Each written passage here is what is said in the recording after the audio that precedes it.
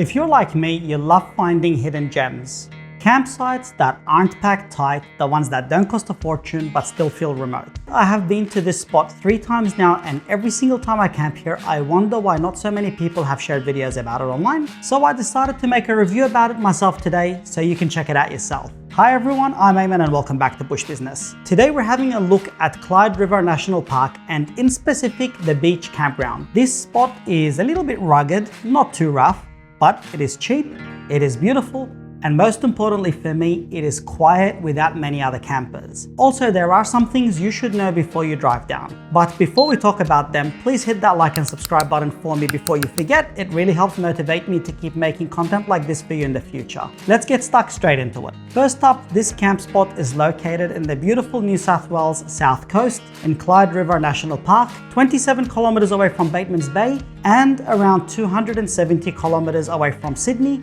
roughly 3.5 hours driving. Close enough to get supplies from Batemans Bay if you need to restock on some food and beverages, but far away enough to feel isolated. It's also important for me to mention that there are 2 camping spots at Clyde River National Park. First, you have the larger Red Gum Campground site, and this one is accessible by 2-wheel drive and it has more camping spots. So if you don't have a 4-wheel drive, that's the one for you. But that's not what we want to talk about today. We're going to be talking about the smaller Beach Campground site. This is the smaller, more exclusive spot to camp in, and it only has 4 camping spots that are spread out over 2 areas. There is a little bit of a catch here in that you need a high clearance vehicle to access the spot. Accessing Clyde River National Park and getting to both of these camping spots is off the Kings Highway on a dirt road. The initial drive is on a very well graded road, and any normal clearance car can handle this first section. Just keep an eye out on any occasional washouts or branches as you would on any dirt road. But the final 5 minutes is where things get a little bit more interesting. The track narrows down significantly and does get a little bit more bumpy. In all 3 times that I've visited this spot, I am yet to engage 4x4 in the Land Cruiser, but if it is wet, you're probably going to need 4x4, especially to climb back out. I have also seen a few people tow small trailers down there before, but be warned, it is a one-way road with some tight turns and low-hanging branches. So towing here is best for the experienced drivers only,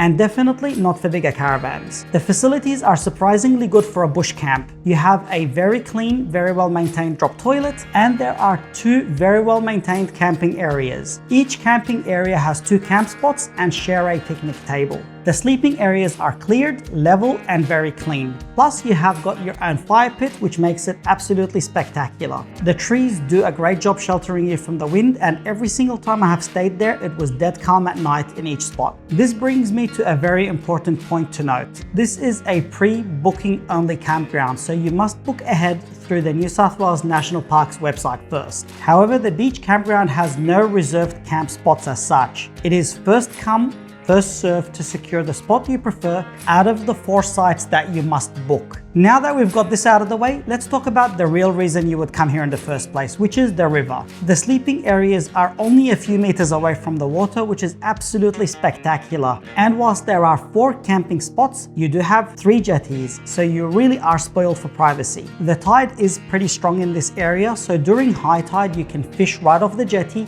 and during low tide you can simply walk down the steps to the water's edge for a swim or for a fish. The river is pristine and has plenty of fish if you know how to catch them, unlike me, and it is perfect if you have kayaks or a small inflatable boat. Now here's a pro tip on swimming here. There are 2 camping areas at the Beach Campground that offer very different swimming experiences. The spot closest to the toilet has a rocky bank, and this is perfect for swimming, especially if you have kids. On the other side where I have stayed, you have sand followed by mud, and you can quite easily sink into the mud when you go for a walk, which is a little bit unpleasant. However, it is a wonderful spot to see little creatures like crabs and such. Because in this beautiful country we are truly spoiled, all of this only costs you $6 per adult per night to camp in. And this is incredible value given the beauty, the facilities, and the very touristy location. Sadly, however, it's not all perfect, and I do have some gripes to share. Many people don't respect the booking only nature of this campground, and whilst everybody has been absolutely lovely, every single time I have camped there, people have set up camp in the picnic area without a booking. It's not too much of a problem if you don't mind sharing, but if you do want to get away from people, it might bother you a little bit. Also, on some occasions, I have had people driving around at night looking for a free spot to sleep in. Also, sadly, like some other camping areas, people do leave their rubbish behind here, even though there are rubbish bins provided just outside of the national park, which is quite disappointing. So, who is this campground really for, and is it right for you? Well, my take on this is that if you have young kids, they might get bored, especially if they can't go for a swim or a dip in the water.